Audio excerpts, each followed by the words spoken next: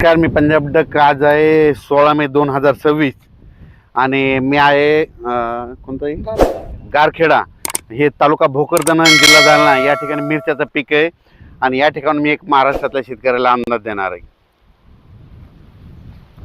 तर राज्यातल्या सर्व शेतकऱ्याला सांगू इच्छितो, विशेष म्हणजे जालना जिल्ह्यात आहे. जालना जिल्ह्यात आणि भोकरदन तालुक्यामध्ये गारखेडा या भोकरदन परिसरामध्ये या शेतकऱ्याला सांगू इच्छितो की तुम्ही शेतीचे कामे करून घ्या. कारण की राज्यात उद्या 17 तारखेला अंदमान बेटाव मान्सून दस्तक देणार आहे. अंदमान बेटावचं मान्सून 17 तारखेला दस्तक दिली तर 10 दिवसमध्ये केरळला यायला लागतात. म्हणजे केरळला कधी येईल? 26-27 मेच्या दरम्यान केरळला मान्सून येणार. मग तिथून काय होतं, 5 ते 6 दिवसामध्ये महाराष्ट्रात येणार आहे. म्हणून शेतकऱ्यांनी शेतीचे कामे सर्वप्रथम करून घ्यावी.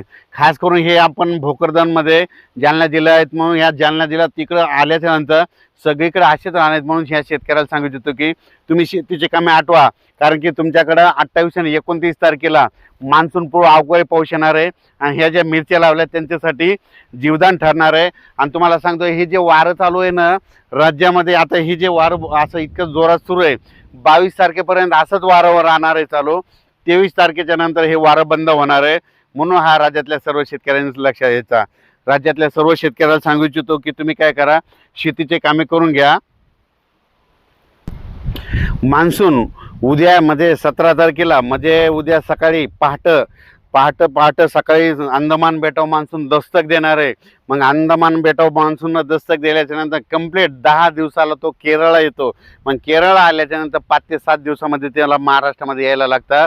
केरळला जर 3 दिवस सारखा पाऊस पडला तर तिथं मान्सून आला जाहीर केलं जातं. म्हणून तुम्हाला एक सांगू इच्छितो की शेतकऱ्याला सांगू इच्छितो की तुम्ही काय करा, शेतीचे कामे अगोदर आटपून घ्या. कारण की राज्यात उद्याच्याला म्हणजे 17 मेला मान्सून अंदमान बेटात दस्तक देणार आहे. आणि 2026ला यावर्षी सुरुवातीला थोडाफार पाऊस कमी राहील, जेमतेम राहील, पण यावर्षी पिकाला खूप चांगला पाऊस राहणार आहे. ज्या वर्षी सुरुवातीला पाऊस कमी पडतो ना त्या वर्षी मात्र परतीचा पाऊस खूप पडतो. म्हणून ही सर्वप्रथम शेतकऱ्यांनी अंदाज लक्षात घ्यायचा. बऱ्याच शेतकऱ्याचे फोन आलेत की आता हे वारं चालू आहे, हे वारं कधी बंद होणार आहे?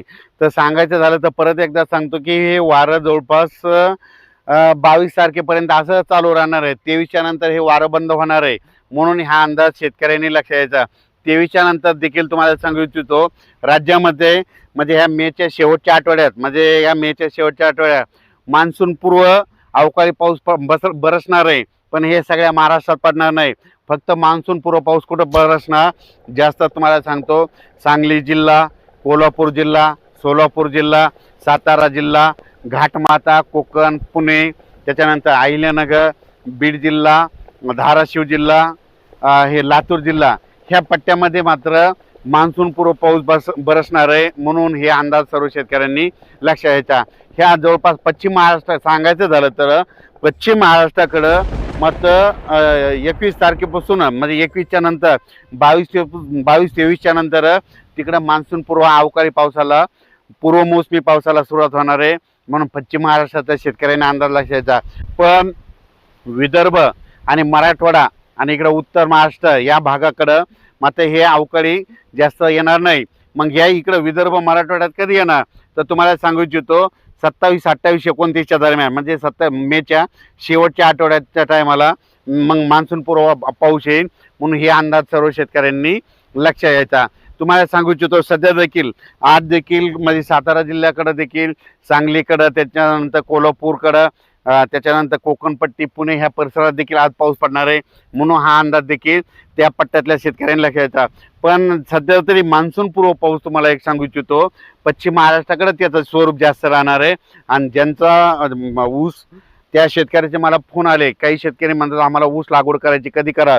तर त्या पश्चिम महाराष्ट्राचे जे शेतकरी येतं कोल्हापूरचे, त्यांना ऊस लागवड करण्यासाठी सांगू इच्छितो की तुम्ही काय करा, म्हणजे 20, 21, 22, 23 तारखेपर्यंत तुम्ही सरळ हे ओढून रेडी करून ठेवा. कारण की त्याच्यानंतर मेच्या शेवटच्या आठवड्यात मात्र पश्चिम महाराष्ट्राकडं चांगल्या स्वरूपाचा पूर्वमोसमी पाऊस बरसणार आहे. म्हणून अंदाज लक्षात घ्यायचा.